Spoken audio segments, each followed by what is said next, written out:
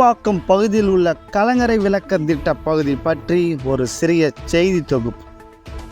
சென்னை அடுத்த பெரும்பாக்கம் நகர்ப்புற வாழ்விட மேம்பாட்டு வாரிய பகுதியில் கடந்த 2022ஆம் ஆண்டு கலங்கரை விளக்க திட்டம் என்ற பெயரில் 6 அடுக்குகள் கொண்ட 12 குடியிருப்போர் கட்டிடங்கள், 1152 வீடுகள் முழுமையாக கட்டிடப் பணிகளை முடித்து மக்கள் குடியேறுவதற்காக தமிழக ஆளுநர் மற்றும் முதலமைச்சர் முன்னிலையில் பிரதமர் அவர்கள் காணொலி மூலம் திறந்து வைத்தார்.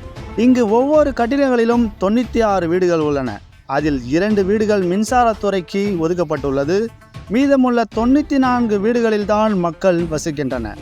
ஒரு சில கட்டிடங்களில் சங்கங்களுக்கு ஒரு வீடு ஒதுக்கப்பட்டதால் அந்த கட்டிடங்களில் 93 வீடுகளில்தான் மக்கள் வசிக்கின்றனர். இங்கு வசிக்கும் மக்களுக்காக தனியாக அங்கன்வாடி, நியாய விலைக்கடை, நூலகம் இயங்கி வருகிறது. மற்றும் இங்கு வசிக்கும் மக்களுக்காக கடைகளும் கட்டப்பட்டுள்ளது. ஆனால் அது இன்னும் பயன்பாட்டிற்கு வராமல் உள்ளது. இங்கு வசிக்கும் ஒவ்வொரு வீட்டுதாரர்களும் வாரியத்திடம் ஒரு தொகையை செலுத்திவிட்டு தான் இங்கு வசிக்கின்றனர்.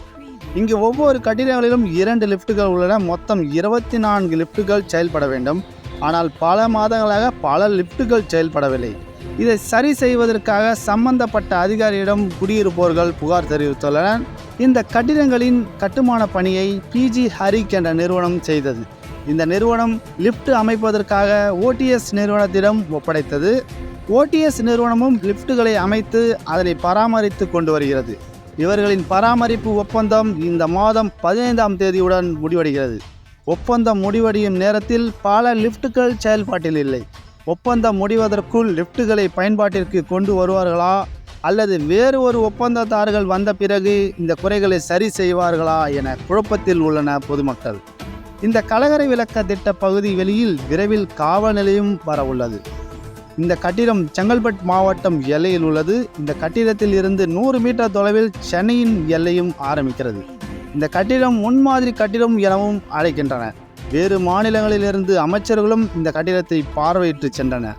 குறிப்பாக இந்த பகுதியில் குப்பை தொட்டி வைப்பதிலும் சிக்கல் உள்ளது. முன்மாதிரி திட்டம் எப்போதுமே முன்மாதிரி திட்டம் போல் இருக்குமா என சந்தேகத்தில் உள்ளது என்று சமூக ஆர்வலர்கள் கூறுகின்றனர்.